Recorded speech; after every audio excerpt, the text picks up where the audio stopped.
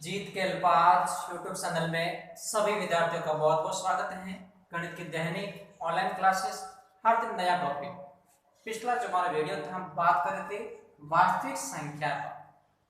हमने यूक्लिड विभाजन प्रमेय का क्या है उसका कथन और उसका उदाहरण देकर आपको पूरा समझा था। आज इस यूक्लिड विभाजन प्रमेय का प्रश्न हल करेंगे कि अपन को दो पूर्णांक दे रखे हैं, अपन उसका एचसीएफ महत्तम समावर्ती किस प्रकार ज्ञात करते हैं। यूक्लिड विभाजन से एचसीएफ ज्ञात करेंगे अपन आज। हाईएस्ट कॉमन फैक्टर मसब ज्ञात करेंगे, महत्तम समावर्तक ये अपन किस प्रकार ज्ञात करेंगे वो आज पता करेंगे। इस यूक्लिड विभाजन से अपन एचसीएफ कैसे, दो पूर्णांक दे रखे हैं, इस पर आज प्रश्न अपन हल करेंगे। एग्जाम्पल लेंगे, आपको पूरा समझ में आ जाएगा। फॉर्मूला अपन को जो दे रखा है, कथन अपन को थोड़ा ध्यान रखना है। कथन अगर अपन को याद है तो अपन प्रश्न आसानी से कर सकते हैं। जैसे अपन को दो पूर्णांक दे रखे हैं 10 और 24, ये दो पूर्णांक दे रखे हैं और इसका अपन को हैसियत ज्ञात करना है। हाईएस्ट कॉमन फैक्टर कितना होगा और वो भी यूक्लिड विभाजन प्रमेय का लगा के पता करना है। तो सबसे पहले इसमें क्या स्टेप वाइज अपन करेंगे, इसमें सरल अपन को लेना पड़ेंगे। फर्स्ट स्टेप अपन लेते हैं स्टेप वाइज में, जैसे अपन सॉल्यूशन हल करेंगे। सबसे पहला स्टेप सरल फर्स्ट, यहाँ दो पूर्णांक दे रखे हैं जैसे 10 और 24। तो जो 10 और 24 दो पूर्णांक 10 और 24 है। अब इसमें क्या करना है कि जो पूर्णांक बड़ा है उसको तो मानेंगे a बराबर 24 और b बराबर 10। जो पूर्णांक छोटा उसको b मानना है। पर यूक्लिड विभाजन प्रमेय का प्रयोग करने पर, अब इसका अपन प्रयोग करेंगे, इसमें लागू करेंगे प्रयोग करने पर। ये पहला स्टेप ले रहे अपन कि दो अपन को पूर्णांक दे रखे हैं और जो पूर्णांक बड़ा है उसको a और जो पूर्णांक छोटा उसको b। अब इसको अपन यूक्लिड विभाजन प्रमेय का लागू करेंगे। तो अपन को पहले एक बार जो दे रखा है फॉर्मूला लिखना है, a बराबर b क्यूब प्लस r, जहां r हो जाएगा 0 से बड़ा इसके बराबर और b से छोटा। ये आपको मैंने पूरा बताया है, ये लिखना पड़ेगा। यूक्लिड विभाजन प्रमेय का अपन इसमें लागू करें, इसमें प्रयोग करें। अब देखिए a कितना दे रखा 24, b कितना दे रखा 10। अब मैंने बताया था q होता है भागफल, r होता है शेषफल। तो अपन को यहाँ अलग से भाग देना है। 24 के अंदर अपन 10 का भाग देंगे तो दो बार जाएगा, 10 दूनी 20 और पीछे रह जाएगा 4। इसका मतलब भागफल कितना आपने आया है 2, तो क्यों यहाँ लिखना है भागफल, r शेषफल होता है, शेषफल कितना है 4, यहाँ 4 लिखेंगे। अब यहाँ शेषफल शून्य नहीं आ रहा, जब तक शेषफल शून्य नहीं आ रहा है अपन को स्टेप बढ़ते जाना है, स्टेप को आगे बढ़ते जाना है। यहाँ लिखेंगे अपन सरण सेकेंड, दूसरा सरण लिखेंगे। यहाँ शेषफल 24, शेषफल है वो 4, शून्य नहीं, शेषफल 4 है जो शून्य नहीं है।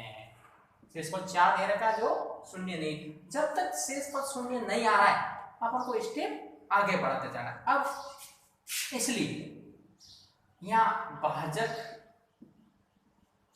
कौन सा आपस में दे रखा है 10 का भाग 10 और शेषफल 4 पर यूक्लिड विभाजन प्रमेय ये अपन को लगाते जाना, बार बार लगाते जाना जब तक शेषफल शून्य नहीं आए। अपन को यूक्लिड विभाजन प्रमेय का प्रयोग करने पर प्रयोग अपन को करते जाना जब तक शेषफल शून्य नहीं आए। तो यहाँ शेषफल शून्य नहीं था आ रहा था, तो अपन भाजक और शेषफल, जब भी शून्य नहीं आ रहा उस स्थिति में भाजक और शेषफल लेना है। एक बार वापस देखिए, सरण अपन को स्टार्ट करना है। पहला सरण लेंगे, जो पूर्णांक दे रखे हैं अपन को, पूर्णांक दे रखे हैं, बड़े पूर्णांक को ए मानेंगे, छोटे पूर्णांक को अपन बी मानेंगे, और इस पर यूक्लिड विभाजन प्रमेय का लागू करेंगे। एक बार अपन को फॉर्मूला लगाना है, a बराबर बी क्यू प्लस आर, और जो शेषफल है वो 0 से बड़ा उसके बराबर है, भाजक से छोटा हो जाएगा। a का मान लिखा और b का मान ही अपन को दे रखा है। फिर अपन भाग देना अलग से, जो भागफल आ रहा है वो यहाँ q का मान हो जाएगा, और r शेषफल होता है, तो शेषफल अपन यहाँ लिख लेंगे। ये तो हो जाएगा अपने क्या, q का मान, ये हो जाएगा अपने r का मान, तो यहाँ लिख लेंगे। अब शेषफल शून्य नहीं आ रहा है, इसका मतलब आगे बढ़ता है। जब तक शेषफल शून्य नहीं आ रहा है हम स्टेप को आगे बढ़ाते जाएंगे। अब यहाँ सरण सेकंड लिया है, तो यहाँ शेषफल 4 है, ये शेषफल 4 है, यहाँ लिखा अपन ने। लिखना है ऐसे कैसे, शून्य नहीं है, जो शून्य नहीं है तो भाजक, ये जो भाजक लेना, ये भाजक है, इसका अपन भाग दिया है, भाजक और शेषफल, ये जो शेषफल है ये दोनों अपन लेंगे, प्रत्येक स्टेप में दोनों को लेके आगे बढ़ना है।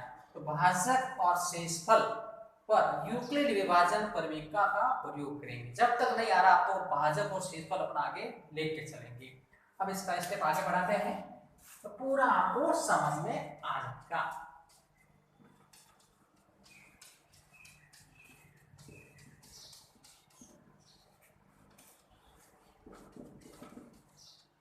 यहाँ आपने दे रखा है भाजक 10 है, शेषफल 4 है। इसका मतलब अपने पास फॉर्मूला क्या था, a बराबर बी क्यू प्लस आर, नहीं था ना, a इसमें हो जाएगा, भाजक जो दे रखा है इस पर अपन यूक्लिड विभाजन लागू करेंगे, तो जो बड़ा होगा उसको a मानेंगे और छोटा होगा उसको अपन b मानेंगे। तो ये 10 को a मान लेंगे, शेषफल को अपन 4 b मान लेंगे। अब अलग से भाग देना, 10 के अंदर अपन 4 का भाग देंगे तो 2 बार जाएगा, 4 दूनी 8, पीछे 2, भाग 10 मतलब नहीं लाना, एक बार भाग लेना बस। तो ये तो हो जाएगा अपने पास q का मान, ये अपने पास हो जाएगा r का मान। तो q कितना आ रहा अपने पास 2, और शेषफल कितना आ रहा है 2। मतलब ये दोनों पूर्णांक थे 10 और 4, बड़े वाले को a मानना है, छोटे वाले को b मानना है। a और b लिखा, भाग देना अपन को, कितनी बार जाएगा 2 बार, और शेषफल आ जाएगा 2। अब यहाँ लिखेंगे सरण तीसरा स्टेप, शेषफल 2 शून्य नहीं है,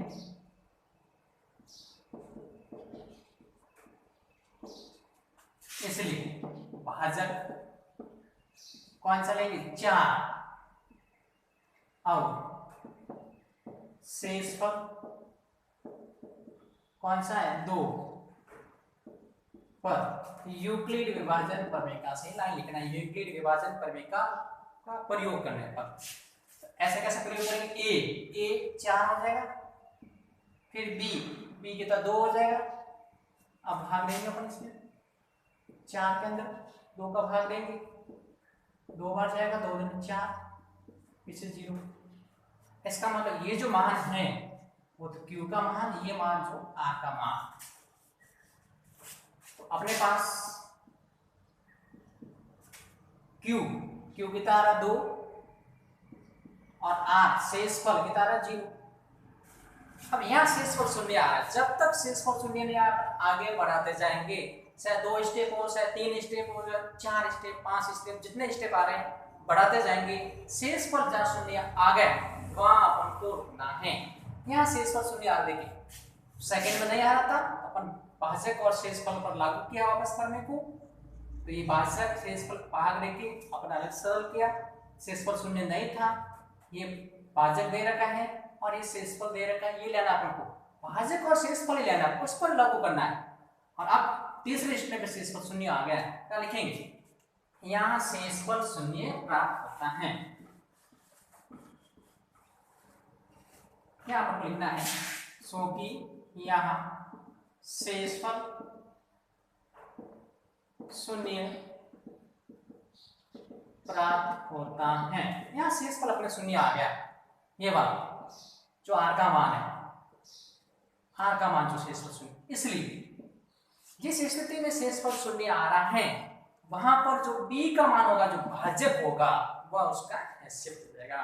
इसलिए HCF हाईएस्ट कॉमन फैक्टर जो मशक हो जाएगा वह कितना हो जाएगा, 2। जिस स्थिति में, जिस क्षण में शेषफल शून्य आ रहा है वहां पर जो भाजक होगा, जो बी का मान होगा, वह HCF होगा, हाईएस्ट कॉमन फैक्टर वह होगा। अगर दूसरे स्टेप में आता तो ये हो जाता है HCF, पहले स्टेप में आता तो उस समय जो भाजक होगा वो आ जाता है HCF। यानी जिस स्टेप में, जिस क्षण में जो शेषफल शून्य आ रहा है वहां जो बी का मान जो HCF दे रखा है, वह वहां जो भाजक दे रखा है वो इसका HCF हो जाएगा। इस प्रकार अपन यूक्लिड विभाजन प्रमेय का लागू करके दो पूर्णांक अपन को दे रखे धनात्मक, तो अपन इसका हाईएस्ट कॉमन फैक्टर HCF ज्ञात कर सकते हैं। इस प्रक्रिया को आप बार बार अपनाना है। आप इनके उदाहरण कर सकते हैं। बहुत सारे प्रश्न आप अभ्यास करेंगे तो आप पाठ्य पुस्तक में दे रखे हैं, आपको प्रश्न सरल हो जाएगा।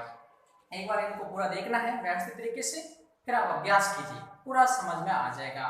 फिर भी आपको अगर किसी प्रकार की समस्या है तो आप समाधान के लिए हमारे कमेंट बॉक्स में आप प्रश्न डाल सकते हैं, कुछ समस्या डाल सकते हैं, और आपको समाधान मिल जाएगा। और जो वीडियो दे रहे कि आप अधिक से अधिक विद्यार्थी तक इनको शेयर करिए, सब्सक्राइब करिए। धन्यवाद।